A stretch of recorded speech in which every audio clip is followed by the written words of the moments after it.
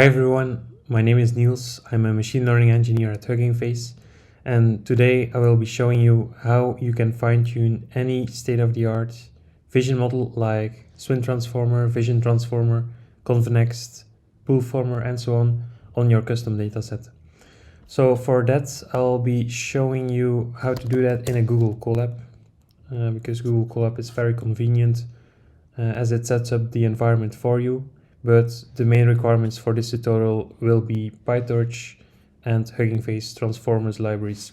So let's call this notebook fine-tune ConvNeXT.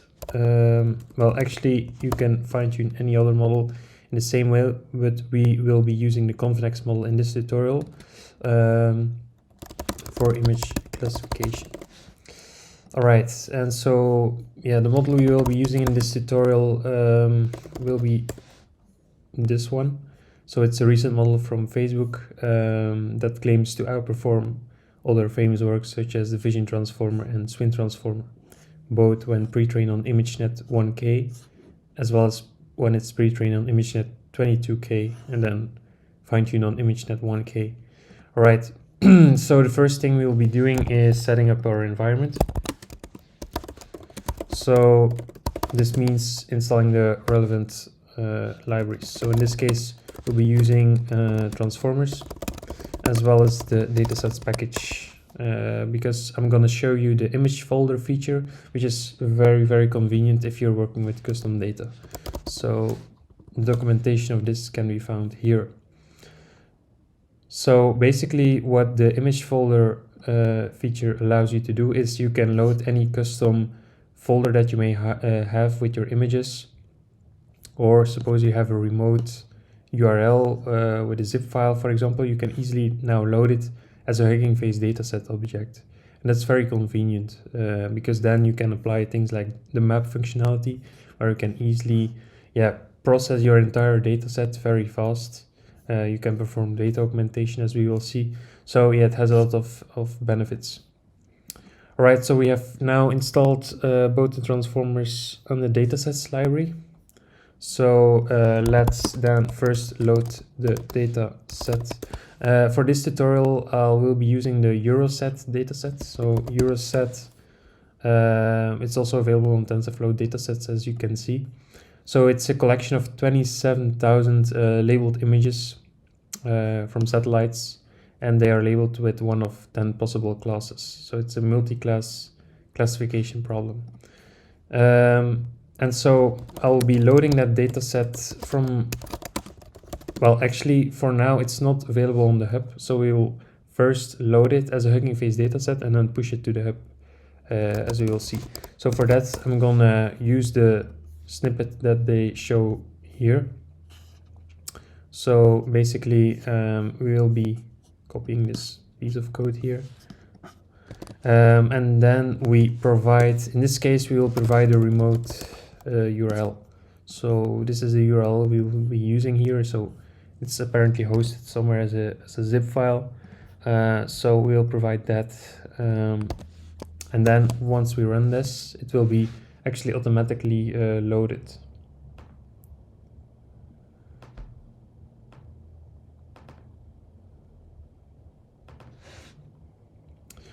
So yeah, this takes, actually it's pretty fast. It takes a couple of seconds because of course there are 27,000 images to be loaded. So now we can inspect this, and this will actually return a dataset dictionary.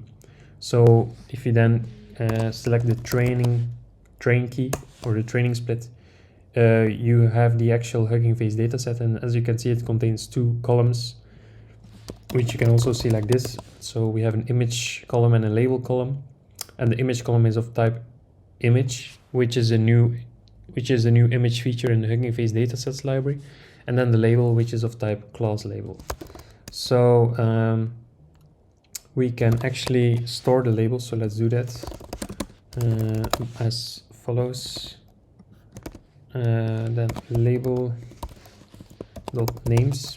So these are the names of the label. So we do have 10 different classes.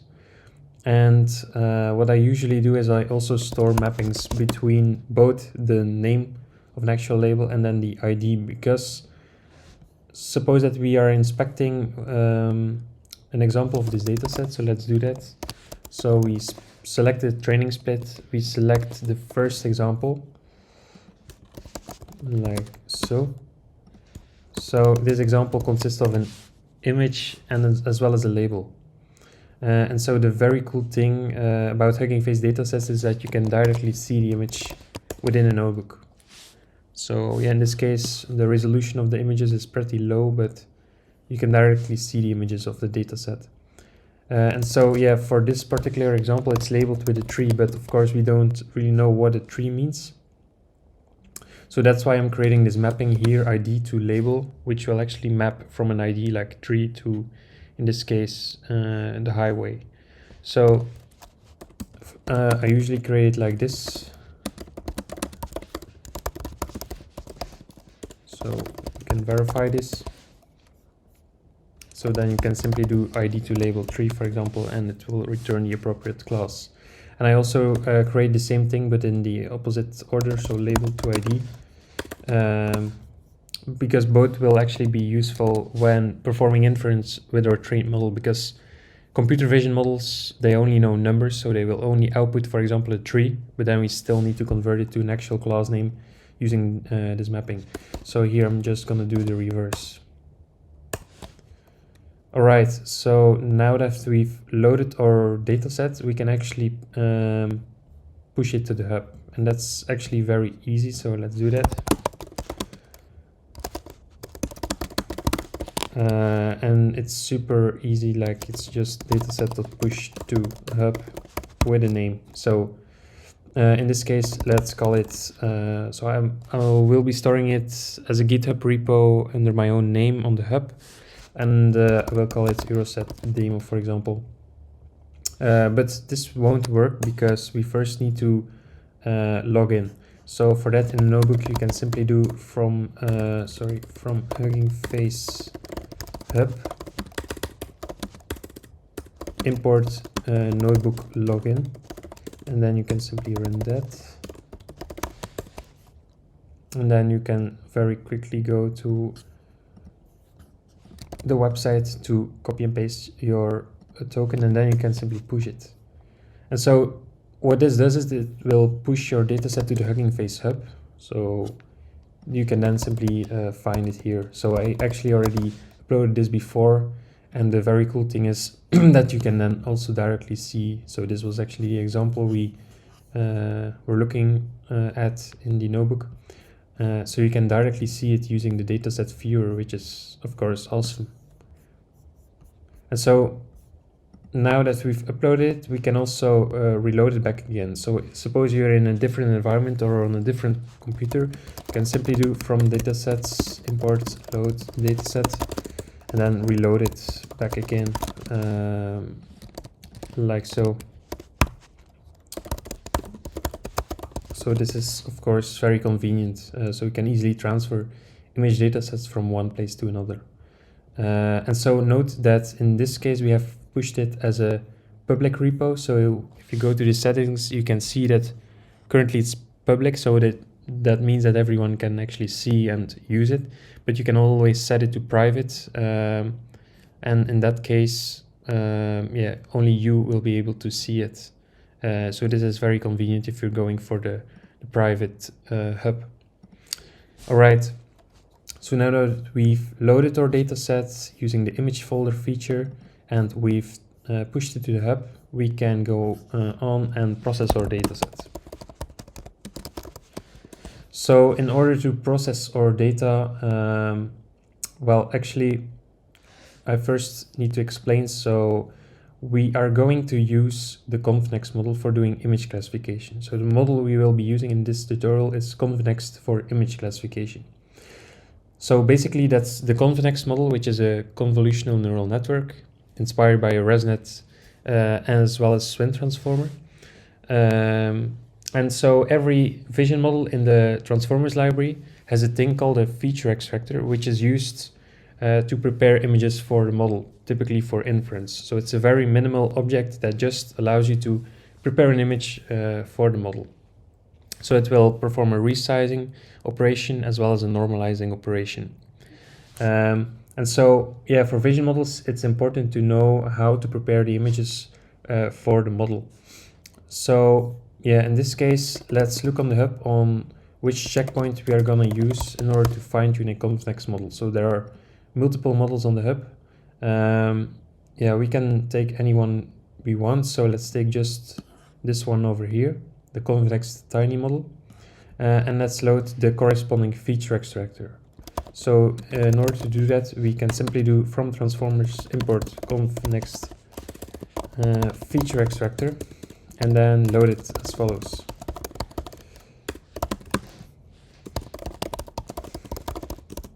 So we call the from pre-trained method. This doesn't mean that our feature extractor was trained on anything. It's just that it will load the corresponding preprocessor config. So basically this file. So we can also see this when printing the feature extractor. It will just print out this configuration. So you can see that the ConvNeXT model, well, this particular checkpoint here on the hub, it was expecting a size of 2 to 4, and this is the image mean and standard deviation that we need to use in order to prepare images for the model. All right, so then the next step is we are gonna apply some image transformations on our images before feeding them to the model. So in order to make it quite robust, we are gonna apply some data augmentation to it. For that, in this tutorial, I'll be using the Torch Vision package from the PyTorch authors. So yeah, this is a very convenient package for applying some common image transformations, but there are others available, like Albumentations is another one, Image Oak is another one for doing image augmentation. So yeah, basically we will randomly crop, randomly resize and flip our images in order for the model to become more robust and still make the correct predictions. So in this case, let me import some transforms we will be using. So from Torch Vision, so Torch Vision is installed by default in the Google Colab environment. We're gonna import a few transformations. So we are gonna use center cropping, compose. So compose is used to basically stitch together several transformations. We're going to use the normalize operation, random horizontal flip as well, random resized crop, resize, and then to tensor. All right, and then we can basically first define our normalize operation, because every image we are going to resize it to a particular size, and after that we need to normalize the color channels. So this is done in this case using the ImageNet mean and standard deviation. So let's define the normalize operation using the ImageNet mean provided by our feature extractor. Image mean and then standard deviation equals feature extractor dot image standard deviation. And then let's define our entire transform using the compose operator. So we basically need to provide a list of transformations. So first, let's provide the random resized crop operation. So we're gonna crop to the size that we get from our feature extractor, which is 2 to 4 in this case. We're gonna also perform a random horizontal flip operation. Then we are gonna, so now the image that will come in will be a pillow image, and then we're gonna turn it into a PyTorch tensor, because then we're gonna normalize our operation. Okay, so yeah, center cropping is actually not really needed, neither is resize, so this is gonna be sufficient. And now we can actually define a custom function that we are then gonna apply on the entire dataset. So let's call it train transforms. And yeah, when processing data using Hugging Face datasets, basically what comes in is a dictionary of examples of the dataset. And then we are basically adding a new column. Let's call it column pixel values to the dataset. So yeah, in this case, we're gonna apply the transform on every image, and we convert them to red, green, blue. like this for every image in examples image. All right, and then we are gonna return the examples dictionary again. All right, let's see if this works. And now, yeah, basically there are a few options. So either you apply all your data augmentations right away. So that can be done as follows. So let's call it transformed dataset equals your dataset. So remember that our dataset has two columns. It has one split, training split. And then we do have an image column and a label column. And we have 27,000 examples. So you could do the following .map and then your custom function, and then say batched equals true because we want to apply it in batches. And you can provide a batch size argument, but by default it's set to 1000. So that's quite a lot, of course. So and then it will basically perform, but I do have to provide a extra, sorry, like this. Yeah, that was a small syntax error. Okay, so yeah, now it's basically applying these image transformations on our entire data set in batches of 1000. So of course, as you can see, this takes a couple of minutes. So instead, what we'll be doing is we are going to apply data augmentation on the fly, meaning that we're only going to apply the transformations once we need them for the model. And for that, I'm going to use the with transform functionality. So the with transform, you can also find it in the documentation of datasets. So with transform, basically it's equivalent to a set transform, but the difference is the set transform is done in place. So this would be equivalent to do something like this, but then it transforms your data set in place. So instead I create a copy which I call processed data set, for example, and then we call the with transform on it, and it doesn't take the batched argument. And that means that now if we, for example, access the first example in our data set, then now it's gonna apply, yeah, first I need to provide also a split, so let's provide the training split. As you can see, it will now have performed the image transformations which we defined here on the fly when we load them, when we actually need them. And so as you can see, we have added a new column which we call pixel values, which are actually, this is the PyTorch tensor that our model needs. So it will be a PyTorch tensor of shape 3224 by 224, which we can also see as follows. So yeah, 3 for the red, green, blue color channels, and it's a square size of 224 by 224. All right, so then the next step is basically to define the model we would like to fine tune. So for that, I'm gonna load the auto model for image classification API. So basically the auto classes, they are a helper to make sure, like in this case, the auto model for image classification, it will make sure that based on the checkpoint that you provide from the hub, it will automatically instantiate the correct class for us. So in this case, if we define our model using the from pre-trained method, and then we provide the checkpoint that we needed, so that was ConvNeXT, this one here, so you can use this copy button here. It will actually behind the scenes use the ConvNeXT for image classification class, so it will instantiate this class for us. So the auto API makes sure that this is done for us. Then we also set the number of labels, because so we are placing a custom classification head on top with our custom number of output neurons. So in this case, remember that we do have a list called labels. So we can just set that to the length of our labels, or just set them to 10, I think. So, and then we also set these mappings, because these will be useful when performing inference, as we will see. All right. However, there's one additional detail. So if we are gonna run this, it will fail probably. And that's because this checkpoint on the hub was already fine-tuned. This particular model on the hub already contains a classification head with 1000 output neurons, because this particular checkpoint was fine-tuned on ImageNet, which is a dataset that has 1000 classes. However, we want to basically remove that classification head from the model and instantiate a new classification head on top with randomly initialized weights, which has only 10 output neurons.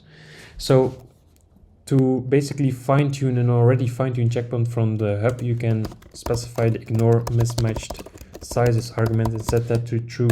And basically what this will do is it will basically ignore that error. And here a warning gets printed where it says that some weights of this model were not initialized and are newly initialized because the shapes did not match. So this is exactly what we wanted. So we basically have re-instantiated the classification head, so the weights and the bias of this head, and we should probably train it on a downstream task. So that's what we're gonna do. We are gonna fine-tune it on the Euroset dataset.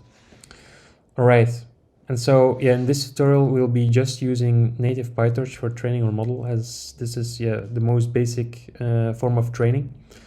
So of course there are other ways of training a model, such as using the Hugging Face Trainer API. So maybe I can do that in another tutorial. Another alternative is using Hugging Face Accelerate, which is a new library that allows you to also train your PyTorch model in a very easy way on all kinds of different hardware with minimal changes. Another alternative is using PyTorch Lightning. So there are many options, but in this case let's just use native PyTorch. So train the model. All right, so to do that we need to do a couple of things. So first let's put our model on the GPU. So actually I should have done this before running this notebook, but actually I should set my runtime to GPU, because deep learning is much faster, of course, when leveraging a GPU. So I'm gonna already run everything before here.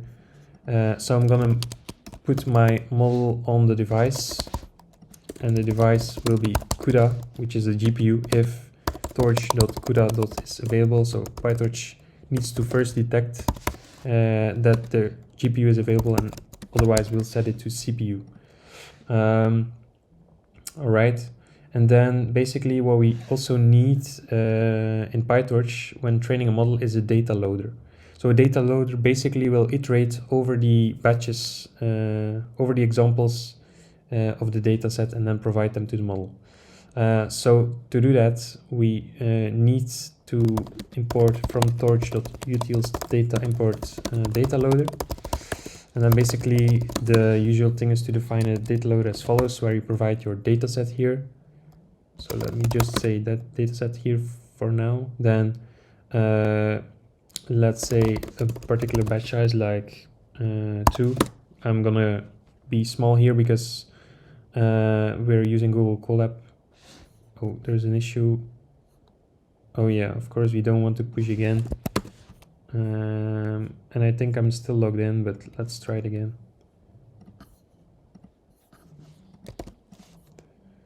Alright, so we're not gonna push again because we've already... maybe instead of calling it reload dataset, let's just call it dataset. So these contain our 27,000 images. Let's check that our first example is still that correct image. Alright, so then we are defining our transformations, and we use the width transform functionality to do it on the fly. And then we instantiate our model and we move it to the GPU. Maybe let's call this move model to GPU. All right, so it's basically printing the entire model. Then we need to create a data loader. So here I'm also going to set shuffle equal to true. So now we need to provide our processed data set. So, but this won't work because our process dataset still also contains, if we access, for example, this example, sorry, I need to provide a training split first. It contains the image column, the label column, and the pixel values column, and we actually only need the pixel values. So I'm going to define a custom collate function, which is done in PyTorch to basically define how your examples of your dataset needs to be batched together, like how they form a batch. So we only need the label and the pixel values, and we need to turn the label, which is still an integer here, into also a PyTorch tensor. So basically the ConvNeXT for image classification model, it accepts two things in its forward that we need here is the pixel values, which is a tensor of shape, batch size, number of channels, height, width. So 3, 2 to 4, 2 to 4. And then the labels, which is a torch.long tensor of shape, batch size. All right, so to do that, I'm gonna define the pixel values as using the torch.stack method. So we are basically stacking our examples. So I'm gonna take the pixel values of for every example in examples. And I'm also gonna create the labels. Yeah, sorry, I should define my examples here. Which is a torch.tensor example label. Also need to define an additional for every example in examples. And then we're gonna return a dictionary, so I'm gonna return pixel values and as well as our labels. And then we provide basically, so here we're gonna provide a processed dataset, the training split, because actually our processed dataset itself is a dataset dictionary, so it's still just a dictionary. We need to provide the actual dataset, so by providing an actual key here. All right, and then we provide our custom collate function. Okay, let's maybe set the batch size a bit higher. All right, and then let's verify by taking the first batch from our data loader. I typically do something like this to just check whether we have prepared everything in the right way. So as you can see, every batch now consists of our pixel values, which are of shape, batch size, number of channels, height, width, as well as our labels. And this is exactly what this model needs in its forward method. All right, so now we do have everything we need for training. So now I can actually train the model. Of course, it's very handy to also know during training what the accuracy will be. So we'll also introduce that when defining the training loop. So let me first start by defining the optimizer. So yeah, one that is very widely used is the Adam optimizer or the Adam W optimizer. So we provide our parameters, which are the things we need to optimize. We specify a certain learning rate, so I'm typically using this one. And then it's very important to put your model in training mode. And then you say, for example, for epoch in range 10, for example. So let's say you are training for 10 epochs. So then you basically need to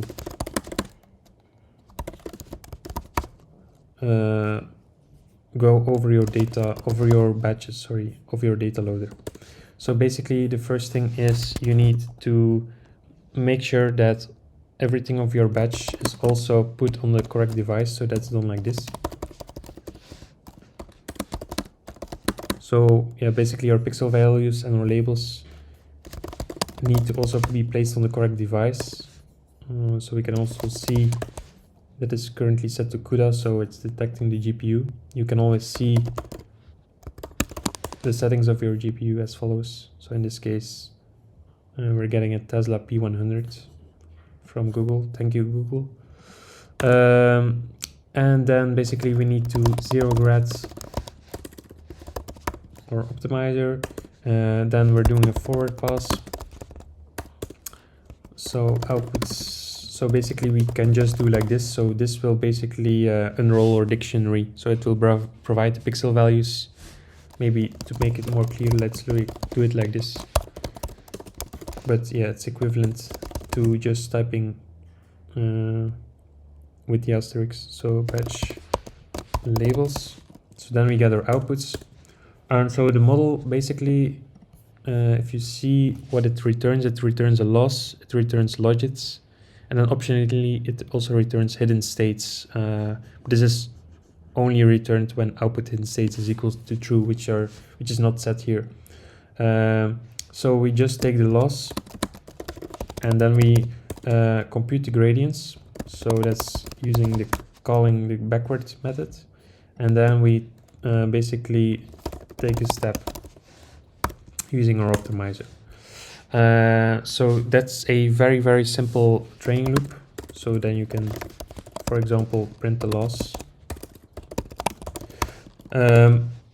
But yeah, as we also want to keep track of like what is the accuracy during training, let's also add that. So basically for that, what I usually do is I create two variables. So I create a correct and a total variable.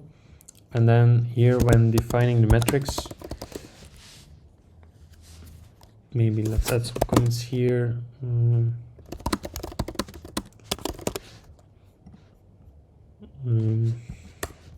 Right, so here you can increment the total by taking the first size. Let's take the shape, so the batch size basically, to increment the total. And then yeah, to get the predictions from the model, we basically take the logits.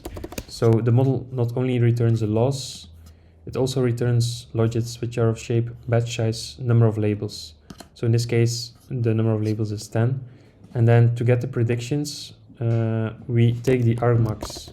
We take the argmax on the labels dimension, because the logits, they basically return the unnormalized score for every label, for every example in the batch. And then we simply take the highest score, because this will be the prediction of the model. And then we can simply say the correct, like the number is correct, equals predicted equal to batch labels. Sorry, and then we take a sum, and yeah, using the dot item you can turn it into just a number. And then for example we print that out every 100 batches. So yeah, let's also remove this, and let's just print out using an if string loss after that many steps, as well as the accuracy after that many steps.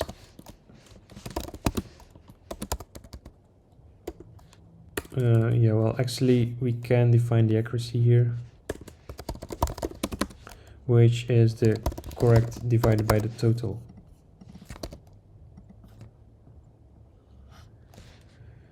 Yeah, I don't really need an if string here. Same here. All right. So yeah, there's one little detail here that is,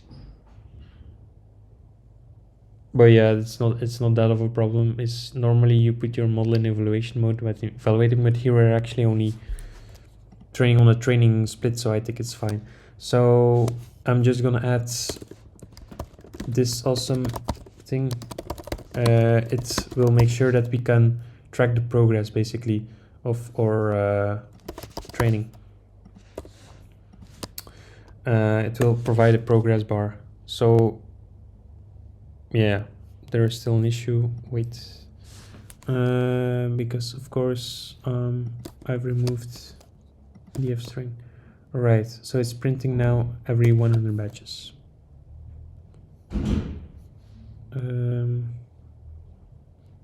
Oh yeah, there's still a mistake. it should be equals 0. So it only needs to print every 100 batches. So if the index divided by 100 equals 0, then it will print it.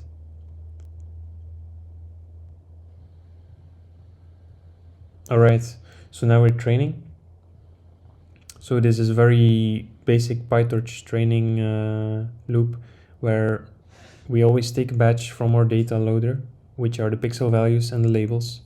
We put them on the correct device because our model, we already put that on the GPU before here. So we also need to provide our data on the same device.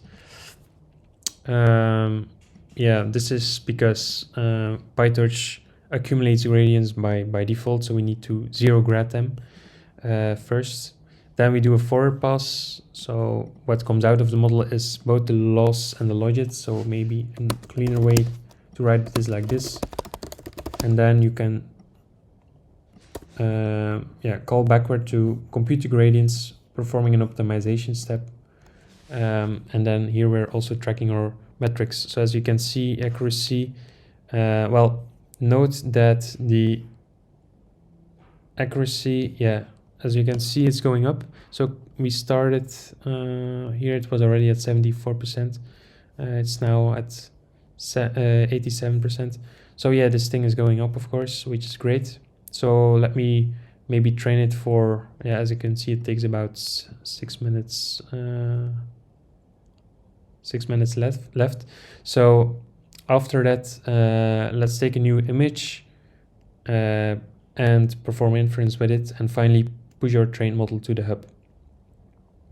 Okay, so I've trained the ConvNeXT model for 10 epochs on the Euroset dataset, and we end up with an accuracy of more than 97%, which is great. So now that we've trained the model, let's push it to the hub in order for us to reuse it in the future or share it with colleagues in case you're using the private Hugging Face hub, or if you want to share it with the community. So let's push it to the hub. So yeah, I'm gonna push both the model as well as the feature extractor to the hub because the feature extractor is useful for preparing images for the model during inference. So let us decide first on a particular name for a repository on the hub. So I'm gonna store it under my personal account, and let's call it ConvNeXT Tiny fine-tuned on Euroset. And then you can simply call push to hub on both your model as well as the feature extractor as follows. All right, so what it does right now is it will create a new repo on the hub. And so, as you know, the entire Hugging Face hub is based on get LFS, which stands for large file storage. So basically it will now upload the PyTorch model.bin file here. So the weights basically of the neural network, as well as the configuration files, which are JSON files, to this repository. And then while it's pushing this to the hub, let's also show how we can perform inference. So basically, once you've pushed your model and your feature extractor to a particular repository in the hub, you can load them back again as follows. So I'm going to use the auto API again here. So using the auto feature extractor and auto model for image classification classes, we can easily load back again our feature extractor as well as the model from the hub. So we basically have to call it from pre-trained again on it here as well. And then we simply will provide this particular name. So there's also this handy copy paste button here. So that's how you can reload back again any vision model from the Hugging Face hub using the auto classes. So of course you can always also use ConvNeXT for image classification here, but the auto classes will determine the appropriate class based on the configuration. And then let's show how we can do inference on a new image. So yeah, we can already load them back again because this here has finished. So if we refresh here, you will see that we now also have a PyTorch model.bin file. So it automatically created this commit for us. So actually you can also provide a commit message here. So as you can see here, commit message, you can also decide if you are using the private hub, you can set private to true because by default it pushes to a public repository, so anyone can use this, but you can always choose to go for a private one if you prefer so. So yeah, in this way you can reload it. And now let's show inference on a new image. So I'm going to check what the classes were for this particular dataset. So these were the 10 classes of the Euroset dataset. So let's maybe search for a satellite image of a forest. So here there's an example. So I'm going to copy this address here. And let's read in this image using Pillow. And I'm also going to use the request library because we're going to provide a URL. So it's a very long URL in this case. So you can simply do like this.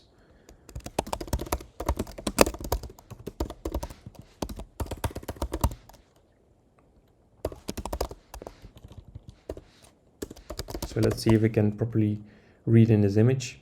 All right, and now we can basically do a forward pass. So first we need to, of course, prepare the image for the model. So we turn it into pixel values using the feature extractor.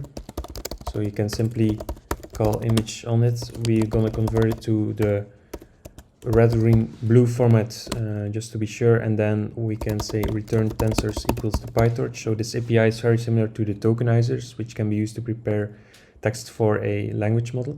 And then we can call pixel values on that. So the feature extractor will by default also add a batch dimension, as you can see here. So we only have a batch size of 1 in this case. Next we can do a forward pass. So I'm going to use with torch.nograd. This is a context manager in Python. This will make sure that no gradients are computed because we don't need them as we are just performing inference. And then you can simply forward these pixel values through the model and obtain the logits, which are the unnormalized scores. So let's just print this shape of these logits. So they are of shape batch size number of labels. So in this case, we only have a single example in our batch, and we do have 10 classes. And then to get the predicted class index, you can simply call the argmax operation, which will determine what is the highest, which is the class that has the highest unnormalized score. So let's just print it. So yeah, it returns a tensor. So let's also call .item, which you can do in PyTorch to just get the integer back. But as I said, computer vision models, they just predict a particular number. They just output numbers. So we want to turn this into an actual class prediction. So to do that, you can use the ID to label mapping, which we created earlier, to turn that into an actual class. And in this case, it predicts forest. All right, so now that we've shown inference on a new image, we can actually also show the inference API, which is very cool. So this allows you to basically also upload an image. And then it will perform all the steps that we wrote here. So it will first read in the image, then prepare it for the model. So turn it into pixel values using the feature extractor. Then it will perform a forward pass and will probably predict or show you the top 5 classes. And so this is very cool because in that way you can very quickly do inference. Like there's another one, which is a DETR model, for example, which allows you to, for example, showcase object detection in the browser, which is very cool. So we do have those for object detection. We also do have it for panoptic segmentation. For example, if you want to quickly see the predictions, which is very cool. And so here we're doing the same thing, but for the ConvNeXT model. And so while this model is loading, not sure why it's taking so long, we can also show you an alternative API, which is the pipeline API. So in Hugging Face, we do provide the pipeline API, which basically abstracts away all the complexity for us. So it will perform all these steps that we did manually. So we do have them for all these different tasks. So they basically perform all the pre-processing. So to prepare your input, which could be text, which could be an image or audio or a combination thereof, for the model, and it then forwards it through the model and also performs post-processing for you. So yeah, there is, for example, the text classification pipeline, but in our case, let's use the image classification pipeline. So you can simply import it as follows. And then let's call the image classification. So we also need to provide a particular model. So in our case, let's give it our model as well as our feature extractor as follows. And then you can simply call the pipeline on your image. And this is what comes out. So as you can see, it returns the top 5 predicted classes together with their corresponding score. And it seems like the model is pretty confident here that the appropriate class for this image is forests. So yeah, as you can see, the inference API does a similar thing. So in this case, it's computed on a CPU, but we also do provide plans where you can have a hosted environment with GPUs and of course faster inference times. And then yeah, we can basically also create a model cards and so on. So yeah, this was actually a short tutorial to show you how you can fine-tune a state-of-the-art image model. In this case, it was ConvNeXT, but we do provide several other models in the library, and they all do have the same API. So they all do have a feature extractor, which can be used to prepare images for the model. And then we do have an x66 for image classification model. So it could be a ConvNeXT for image classification. We do have, for example, the Swin transformer as well, which is called Swin for image classification in the library. We do have, of course, the Vision transformer, which was the first one from Google that showed that you can also apply a transformer encoder to perform a state-of-the-art image classification. And there are more and more models coming out, like this is a very recent one, which is called VAN, or Visual Attention Network, which actually claims to outperform the ConvNeXT model. So it might be interesting to take a look at that. And we also recently added the very classical ResNet model, which was the breakthrough paper in 2015 that introduced the residual connections, which are still also used in transformers. All right, so thanks a lot for watching this tutorial, and hope to see you in the next video. Bye-bye.